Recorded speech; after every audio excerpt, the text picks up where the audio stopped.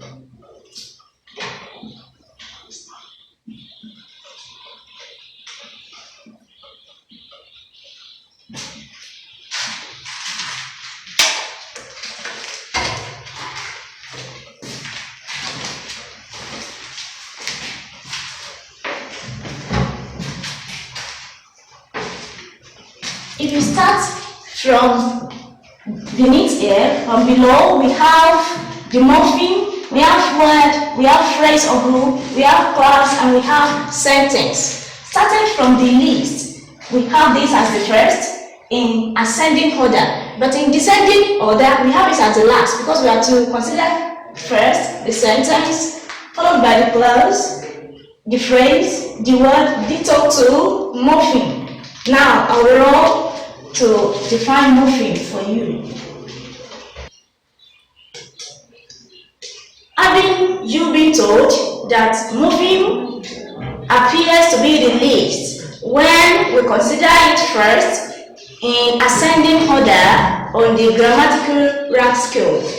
Mind you, the syntactic category I just told you of is generally known as parts of speech, which are just 8 in number. They are basically 8 in number, and the free morpheme tap its substance from content words or lexical words. These lexical words can be noun, adverb, adjective, and verbs. So now we have to write the definition of morpheme. So morpheme gives you a guide or helps you to know that words are not gotten from heaven. Neither are they generated anyhow. They are formed because morpheme is the scientific study of the formation of words. That is how words are realized or gotten.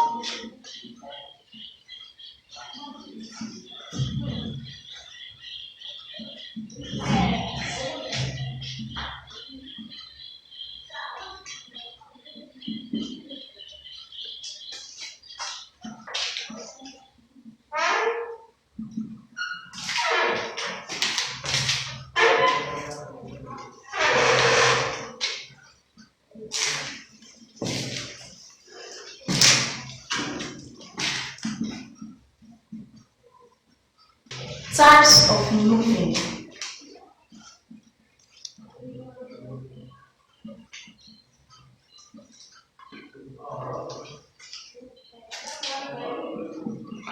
The major division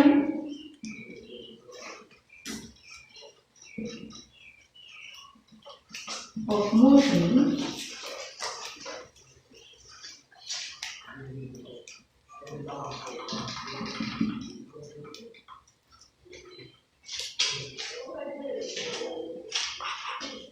one, free morpheme and bunch morpheme.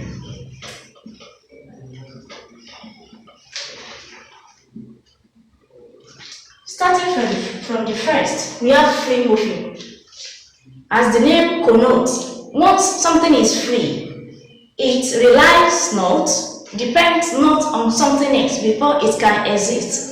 So free morphemes are the morphemes that can exist on their own and convey meaning without depending on any other word. While a bond morpheme, on the other hand, needs to rely on free morpheme. Bond morphemes are to be added to free morpheme before they can generate or convey meaning. Bond morphemes are now defined as the morpheme which coexists with free morpheme to make meaning or to give a definite meaning. Although bond morpheme can give a definite meaning, but a part worthy of note here, what we need to bear in mind is that bond morphemes do not have independent existence.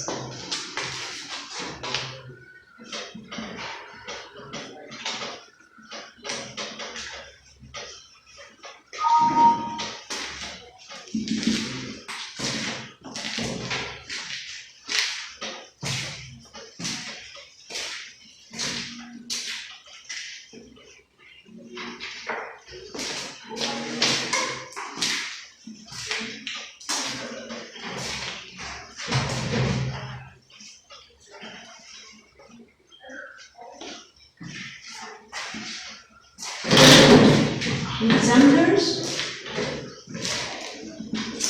we have love, we have mother, we have school, we have nation, we have kind, and so on and so forth. So on and so forth. Now, and to rub the board, I want to assume that you have already written the note in your paper or your book. Let me now rub so that I define the bond morpheme for you in written form, and I give word example as well as I have done for you here.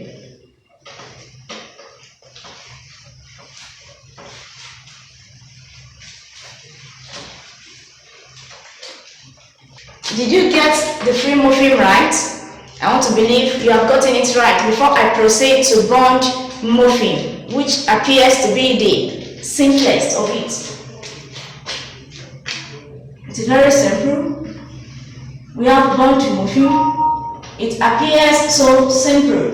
Once I define and give example, you realize what I'm saying and get it right. Bond morpheme.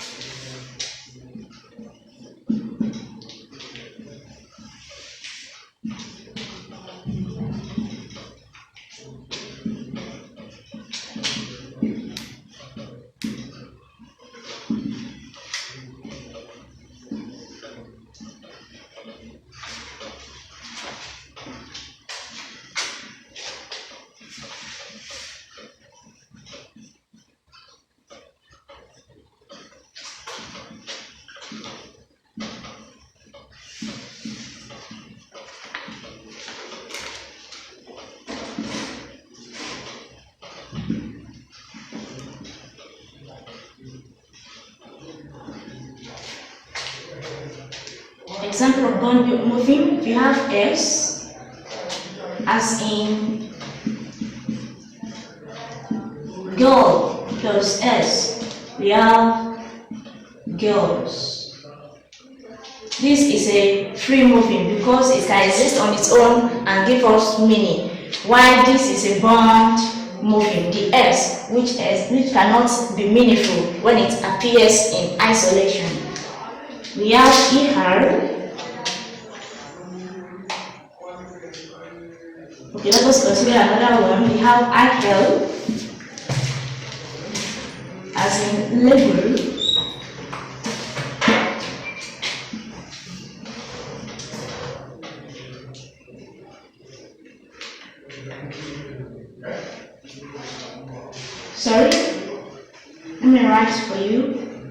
the beginning of the word. IL as in legal. Legal can exist on its own plus IL, then we have illegal. If we have Asian as in nation plus this Asian, from this R we have national. When you combine this with this, it gives you national. Nation can exist on its own, being a free morpheme, but this R, AL, cannot exist on its own. It has to rest or rely on this nation before it can give us any meaning. So this is a bond morpheme. Why this is a free morpheme? We have some other examples like that. Now, what I want to tell us is that this bond morpheme are otherwise known as affixes or affixation. They can occur as prefix, and what examples I've given you, the S, the IL, and the Asian. So if we have form here, or we have Asian here, and I put form here, plus this, we have formation. So it can be prefix when it comes before the word.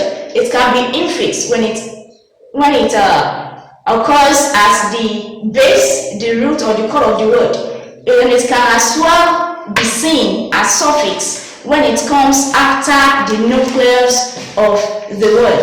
In our other subsequent class, the bond morpheme division, the division of bond morpheme will be treated. But I must remind you before the close of this class that free morpheme are the morpheme that can exist on their own. E.g., we have home, we have car, we have girl, we have boy, we have kind, we have joy, we have sad, and so on and so forth. Mind you, I told you earlier on that they generate their meaning from, or they collect their word from the lexical words, which are the major parts of speech: the noun, the adverb, the verb, and the adjective. Why bond morpheme generate their own words from structure or grammatical words known as prepositions, pronouns, conjunctions, and interjections respectively. I want to test you whether or not you have gotten what we are saying. A bond morpheme, if you say we bond something together, you join it. So bond morpheme needs to be joined or added to a particular word before it can give us meaning. Although they equally give a bit, they give us slight meaning, but they can only generate the real meaning when they are added to a particular word. As in girl, girl can exist on its own without being pluralized. So adding this S to it, which is bond, I should put B here and I put F here. So this bond morpheme only puts a what's it called? A plural inflection. So this is an inflection, number inflection. Plurality, so it makes it more. So if you delete S or perfectly obliterate it, this very noun can still exist and give us meaning. Girl. Likewise, if we delete this first IL from here and we have only legal, it can as well be taken, or the meaning will be conveyed. If we delete this Asian from nation or national, the nation will stand while this AL will not stand, and so on and so forth. But all we need to do is for me to draw for you how the morphemes are divided, the divisions of morpheme.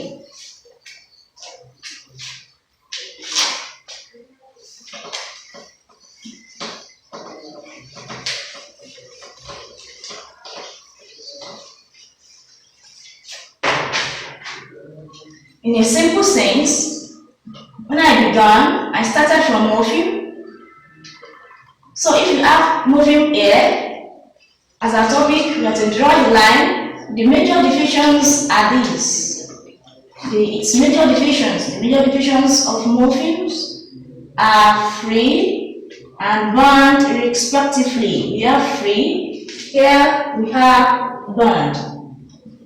Bond added to, free, away from. You don't need to add anything to it before it can exist. But this bond morpheme can be subdivided into three. The subdivision of it. Of bond morpheme, we have prefixes. If rare, we have infixes, and we have suffixes respectively.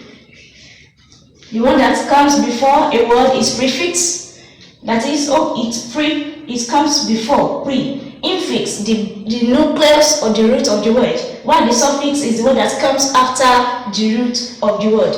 But before I go, I must tell you, I remain my humble self, Miss Fagunwa Ayodele. Good day to you once again.